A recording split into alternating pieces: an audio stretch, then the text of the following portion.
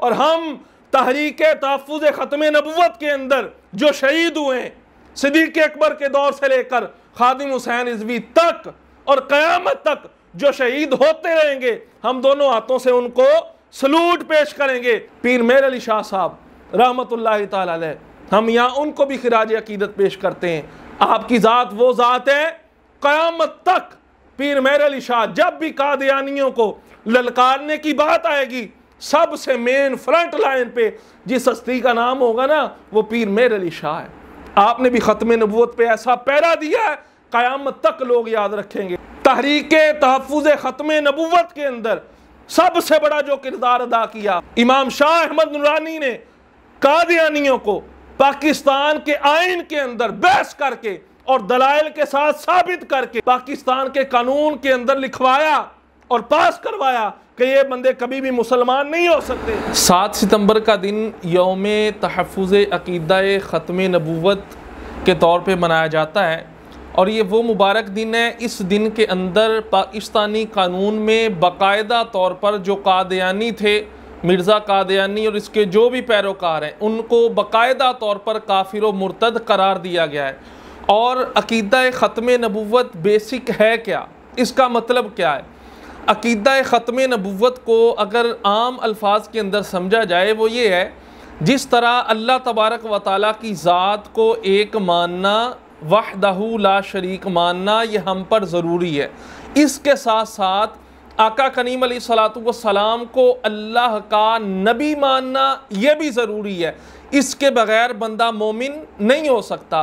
बिल्कुल इसी तरह ही जिस तरह नबी पाक अलैहिस्सलातु वस्सलाम को अल्लाह का नबी मानना ये ज़रूरी है, इसी तरह आका करीम अलैहिस्सलातु वस्सलाम को अल्लाह के नबियों में सबसे आखिरी नबी मानना यह भी ज़रूरी है।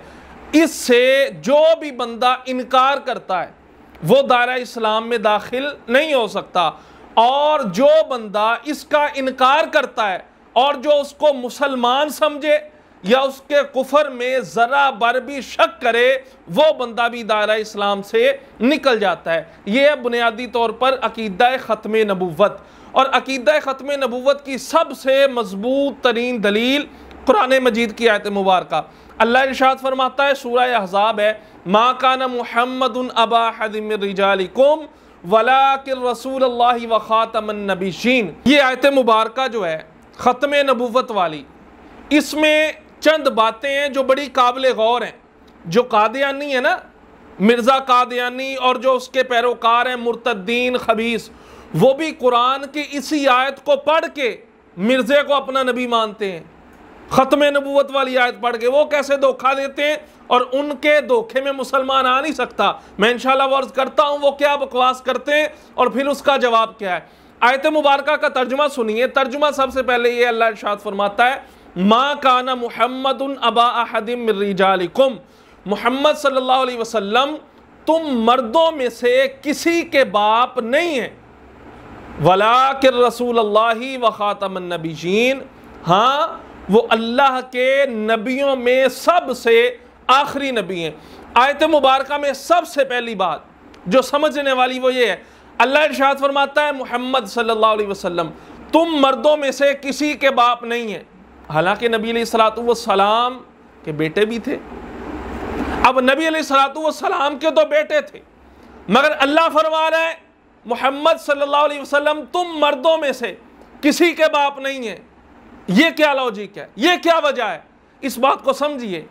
असल में बात ये है, नबी अलैहिस्सलातु वस्सलाम के जो शहजादे थे वो बालिग नहीं हुए थे, बचपन की हालत में उनका विसाल हो गया था। और कुरान के अंदर अल्लाह ने जो फरमाया वो फरमाया मा कान मुहम्मदुन अबा अहदिम मिन रिजालिकुम, रजुल का लफ्ज़ आया। रजुल किसको कहते हैं?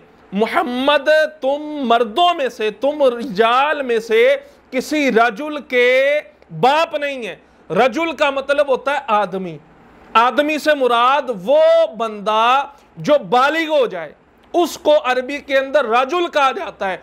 चूंकि आका करीम अलैहिस्सलातु वस्सलाम के शहजादे वो बुलूगत से पहले ही उनका विसाल हो चुका था, इस हवाले से कुरान ने यह फरमाया है कि मुहम्मद सल्लल्लाहु अलैहि वसल्लम तुम मर्दों में से किसी के बाप नहीं है। अब यहां पे सवाल ये है, अगर नबी अलैहिस्सलातु वस्सलाम की औलाद बाकी नहीं रहनी थी, अगर नबी अलैहिस्सलातु वस्सलाम की औलाद को अल्लाह ने वफात देनी थी, अल्लाह फिर हुजूर को औलाद ही ना देता, अल्लाह फिर हुजूर को औलाद ही ना देता। अगर नबी अलैहिस्सलातु वस्सलाम के यहाँ बेटे हुए, उनका विसाल हो गया बलूगत से पहले, बचपन के अंदर ही, तो अल्लाह औलाद देता ही ना नबी पाक को।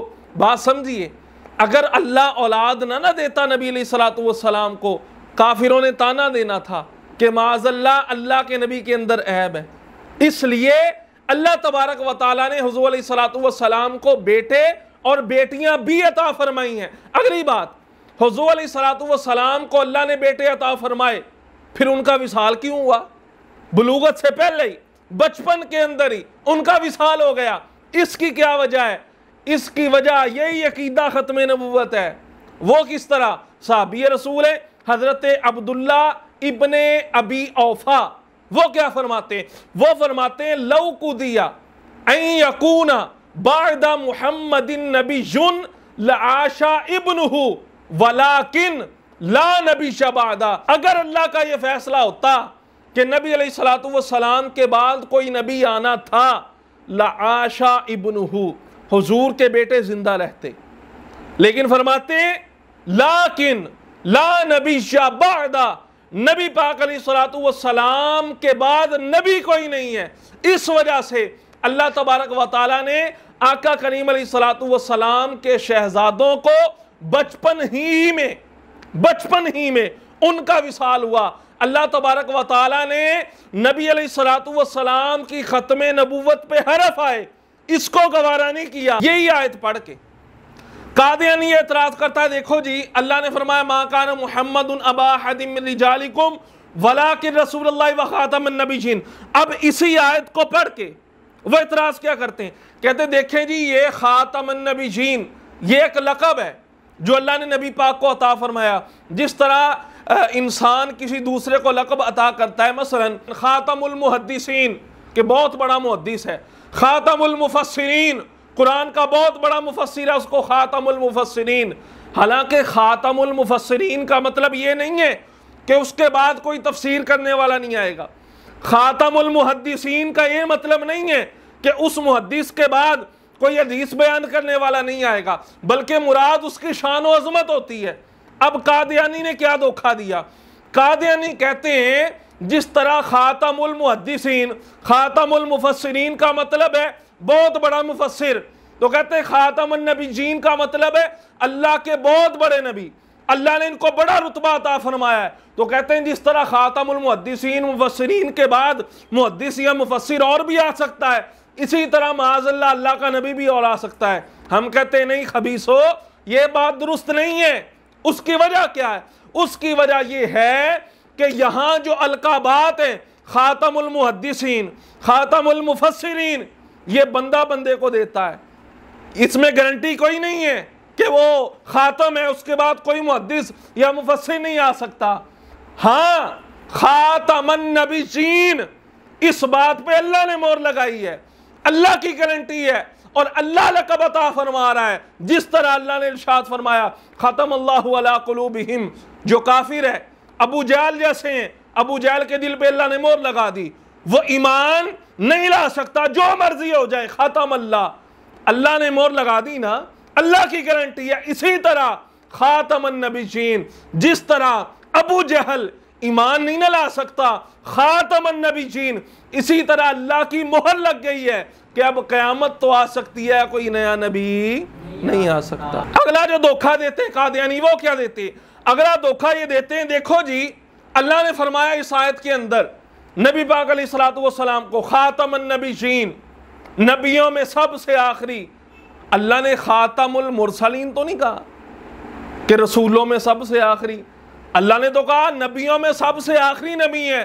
तो कहते हैं माज़अल्लाह हमारा जो काना मिर्जा है खबीस दज्जाल, कहते हैं वो नबी नहीं है, वो रसूल है, क्योंकि अल्लाह ने नबूवत की नफी की है ना, खातमुन नबिय्यीन, और कोई नया नबी नहीं आ सकता।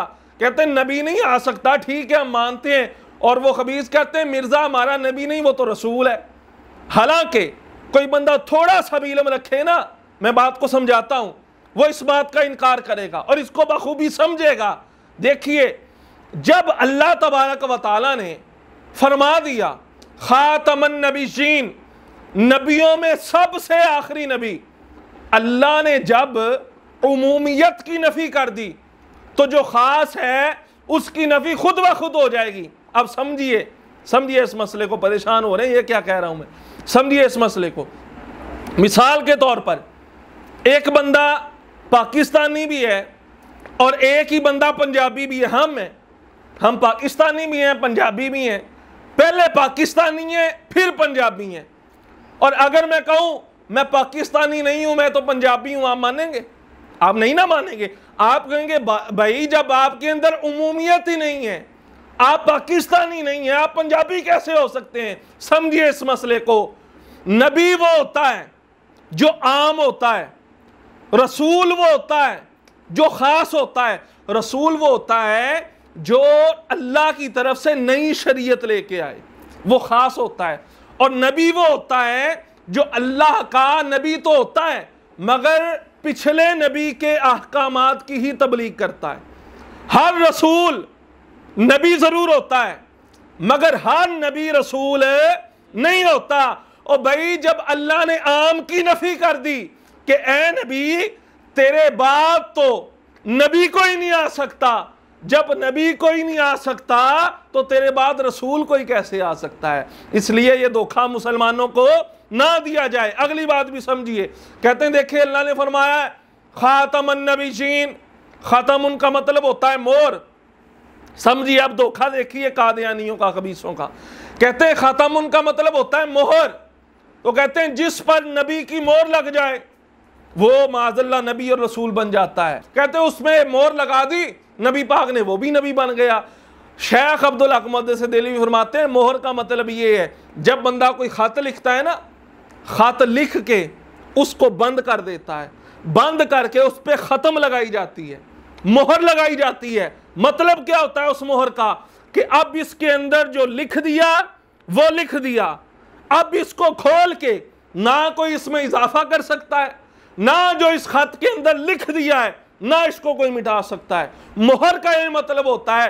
तो भाई खातमन नबीयीन का मतलब ये है कि अल्लाह ने मोहर लगा दी है कि अब जो अल्लाह तबारक व तआला ने नबूवत का महल बना दिया है उस पे मुस्तफ़ा को भेज के मोहर लगा दी है। अब तो ना किसी नबी की नबूवत सल्ब की जा सकती है और ना ही कोई नया नबी आ सकता है। इसका उनका मतलब मोहर है। नबी पाक ने मोहर लगा दी जी हमारा मिर्जा नेक बड़ा था, मुत्तकी परहेजगार था, वो इबादत कर करके अल्लाह के इतना करीब हो गया, माज़अल्लाह नबी पाक ने उस पर मोहर लगा दी, वो नबी बन गया। हम उसको कहते हैं खबीस, दज्जाल, काफिर, मुर्तद, कादियानी। और सिद्दीक अकबर जैसी जात, अफजलुल बशर बादल अंबिया, उनसे बड़ा मुत्तकी कोई हो सकता है? उमर फारूक से बड़ा कोई मुत्तकी हो सकता है? और जिसके बारे हुजूर खुद फरमाए मेरे बाद नबी होता तो उमर होता। और खुदा के बंदे, उम्मत के बड़े बड़े औलिया, अकाबिरीन, सहाबा इकराम, ताबईन, तबा ताबईन, इतने अल्लाह के नेक बंदे इबादत करते थे, अल्लाह को राजी करते थे। राजी करने के बाद ये नहीं कहते थे हम नबी हो गए, तकवा हमारे अंदर बहुत आ गया, नबी ने नबूवत की मोहर हम पे लगा दी।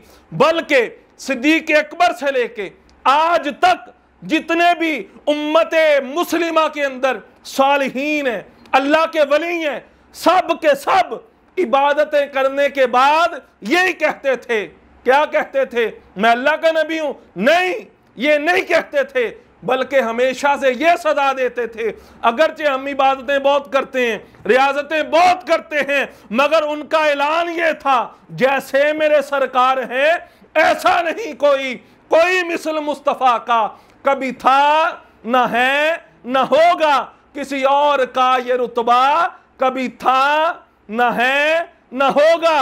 सिद्दीक, उमर, उस्मान, अली जैसे उन्होंने कभी दावा नहीं किया, तो हम काणे को नबी कैसे मान लें? आज का ये मुबारक दिन है 7 सितंबर का, और 1953 की तहरीक जो थी अकीदा ख़त्म नबूवत के तहफ़्फ़ुज़ के हवाले से बड़े मुसलमानों ने कुर्बानियाँ दी हैं। एक माई थी दिल्ली दरवाज़ा है, आज़म मार्केट है ना, कपड़ा लेना सी जाइदा, आज़म मार्केट से बाहर निकले दिल्ली दरवाज़ा है, अच्छा, दिल्ली दरवाज़ा जो है, उस दरवाजे पर ना बारात लेके आई अम्मा जी, उसका एक ही पुत्र, 1953 की बात है। जब लेके पहुंची वहां पे, देखा सामने लड़ाई झगड़ा हो रहा है, गोलियां चल रही हैं। अम्मा जी ने पूछा भी ये कौन है, क्या हो रहा है? कहा हुज़ूर अलैहिस्सलातु वस्सलाम के दीवाने ख़त्म नबूवत के हवाले से ये निकले हुज़ूर की तहफ़्फ़ुज़ ख़त्म नबूवत के लिए। तो अम्मा ने कहा बारात वालों को चलो तुम वापस चले जाओ। अपने बेटे को कहा चल भाई तू भी मैदान में। वो बेटा मैदान में गया और अम्मा ने कहा तेरी शादी अब मैं क़यामत वाले दिन करूंगी, और जिस नबी की इज्जत के लिए तू मैदान में जा रहा है ना, उस नबी को मैं दावत दूंगी क़यामत वाले दिन, वो तेरी शादी में शिरकत करेगा। वो बंदा, ये लाहौर की बात है 1953 की, लोगों ने बड़ी कुर्बानियां दी हैं। वो गया और सीने पे गोली खाई, लोगों से कहने लगा कि मेरी मां लभ गई ना, तुहानू मिल गई तो दस दियो, तुहाडे पुत्र ने सीने ते गोली खा के तुहाडे दुध दा हक अदा कर दिता। इसी तरह एक दीवाना था, स्कूल कॉलेज में पढ़ता था, 1953 की बात है। स्कूल कॉलेज में पढ़ता पढ़ता बाहर निकला, किताबां दे बेचा, किताबें देखा सामने जंग हो रही, लड़ाई हो रही, गोलियां चल रही हैं। पता चला ये अकीदा ख़त्म नबूवत के लिहाज से लोग बाहर निकले। उसने सारी किताबें वगैरह साइड पे रखी, साइड पे रख के मैदान में चला गया। वहाँ एक पुलिस वाला था, हर दौर के अंदर अच्छे भी होते हैं बुरे भी होते हैं। उसने ना उसके थप्पड़ रसीद किया। आज नारा लगता है ना ताजदार ख़त्म नबूवत जिंदाबाद, उस वक्त नारा लगता था ताजो तख्ते ख़त्म नबूवत, उस वक्त ये नारा लगता था, मतलब दोनों का एक है। उसने ये नारा लगाया, उसने फिर जो पिस्टल का बट होता है ना उसके वो मारा, बिल आखिर उसको कैद कर लिया गया, अदालत में उसको लेके गए। अब आगे देखिए उसका इश्क रसूल। जब वहां पे पहुंचा तो वहां जो काजी था ना, उस खबीस ने फैसला किया है, उसने वहां जाके अदालत में एक नारा लगाया। उसने कहा अगर तूने नारा लगाया ना, एक नारे पे 1 साल की कैद की सजा। उसने फिर नारा लगाया ताजो तख्ते ख़त्म नबूवत जिंदाबाद, उसने कहा 1 साल की सजा। उसने 20 नारे लगाए, उसने कहा 20 साल की सजा। उसने फिर नारा लगाया, उसने हुक्म दिया भी जाओ इसको छत पे ले जाओ, ले जाके इसको गोली मार दो। उसको छत पे ले जाया गया। वो दीवाना था, छत पे जाके भी रुका नहीं, उसने फिर नारा लगाया ताजो तख्ते ख़त्म नबूवत। हवा चल पड़ी, उसने मदीने की तरफ रुख किया। मदीने की तरफ रुख करके उसने ये अर्ज की, ऐ सबा दरे मुस्तफा ते जाके कवी दरूदो सलाम मेरा, नबी दे कदमाच सिर झुका के कवी दरूदो सलाम मेरा। अकीदा ख़त्म नबूवत ये वो अकीदा है, सिद्दीक़ अकबर से लेकर आज तक जब भी इस अकीदे पे हरफ आने लगता है फौरन मुसलमान और उस मुसलमान का जज्बा ईमानी जोश मारता है। हमने अपनी आंखों से देखा है फैज़ाबाद के अंदर क़िबला अल्लामा खादिम हुसैन रिज़वी साहब जब निकले थे, उस वक़्त भी ख़त्म नबूवत के बिल में तरमीम की जा रही थी। लोग समझते ना पता नहीं असी उस तहरीक के हम खिलाफ हैं, खादिम हुसैन रिज़वी साहब के नाना काका हम खिलाफ नहीं है, हम खिलाफ उसके हैं जो बदमज़हबों के साथ जफियाँ डालता है। हम इख्तिलाफ उससे करते हैं जो अल्लामा खादिम हुसैन रिज़वी के मिशन के खिलाफ चलता है। उनका मिशन ये था सुलह कुलियत ना की जाए, उनका मिशन ये था उलमाए अहले सुन्नत पे तान ना किया जाए। खादिम हुसैन रिज़वी साहब को हम दोनों हाथों से, क्योंकि हमने अपनी आंखों से देखा है, उन्होंने ख़त्म नबूवत पे पहरा दिया। और हम ये कहेंगे जिसने ख़त्म नबूवत पे पहरा दिया ऐसे खादिम की खिदमत पे लाखों सलाम। और हम तहरीक तहफ़्फ़ुज़ ख़त्म नबूवत के अंदर जो शहीद हुए सिद्दीक़ अकबर के दौर से लेकर खादिम हुसैन रिज़वी तक और क़यामत तक जो शहीद होते रहेंगे, हम दोनों हाथों से उनको सलूट पेश करेंगे। वो लोग जो तहरीक ख़त्म नबूवत के अंदर फैज़ाबाद के अंदर जब शैल बरसे, गोलियां बरसी, शहीद हुए, हम उनको भी सलाम अकीदत पेश करते हैं, क्योंकि वो भी हुजूर के आशिक थे, हुजूर के मुहिब थे। और क़यामत कायम होने तक हमेशा खादिम हुसैन रिज़वी का नाम जिंदा रहेगा।